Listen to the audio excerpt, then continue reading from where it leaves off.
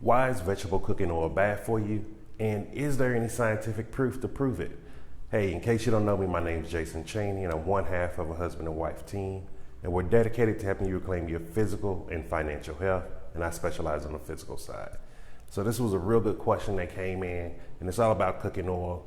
And I'm gonna be honest with you, I was confused for this for a long time because I kept hearing, oh, you can use these oils are better, coconut oil, avocado oil.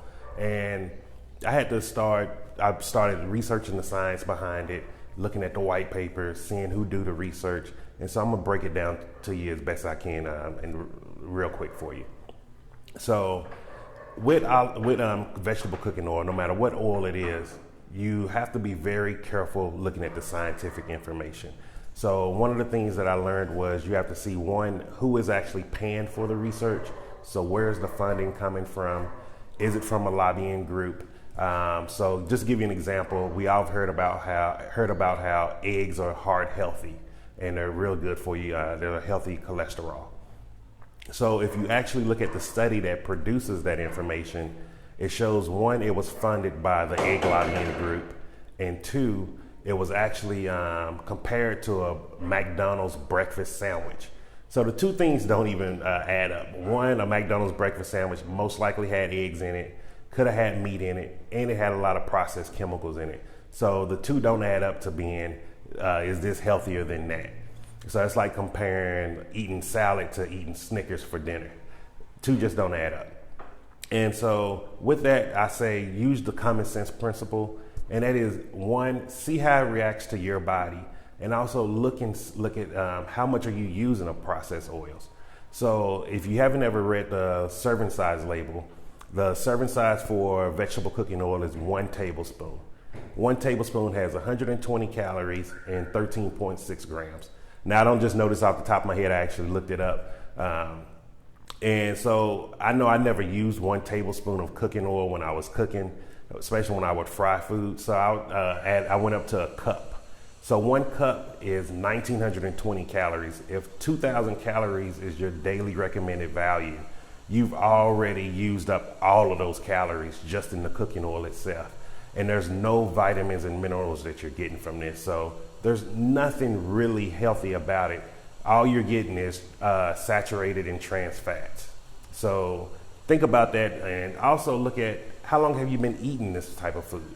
If you don't have the health that you desire, should you keep eating the same way? Like, we all can pretty much agree in a general form that fried foods are not the healthiest.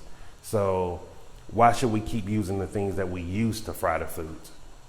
And also with the cooking oils, like, I've been there where some people was like, this specialist said, oh, coconut oil is good.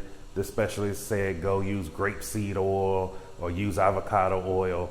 And so I did the research, and I was looking to see what is most of the difference as far as caloric intake.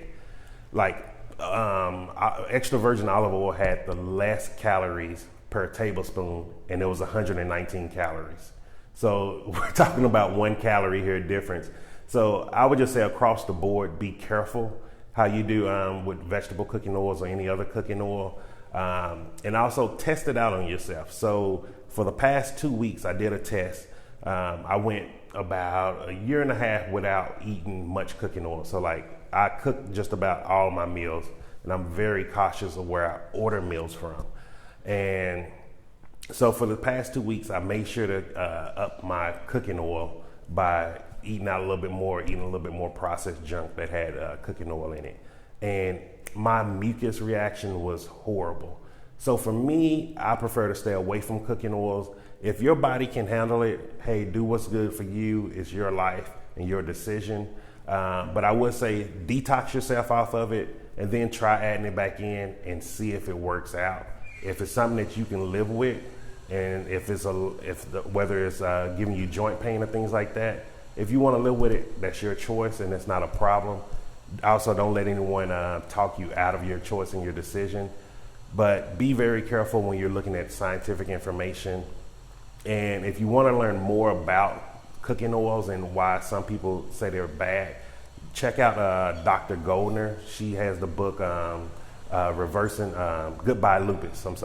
and she's been helping people reverse autoimmune diseases. And she explains on a cellular level how omega-6s and omega-3s and what we really need.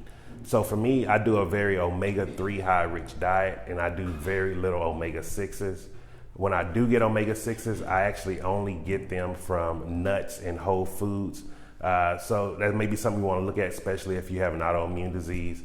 And definitely just be careful, very careful of the scientific information. Like I say, science has been weaponized to just create confusion, because they know with confusion, we don't make a change. And how many of us have been living with the same illnesses throughout generations? And so just think about it that way. I hope it was helpful. And if you have more questions, just keep them coming. I really love answering and doing the research for you. And have a great day. Ciao.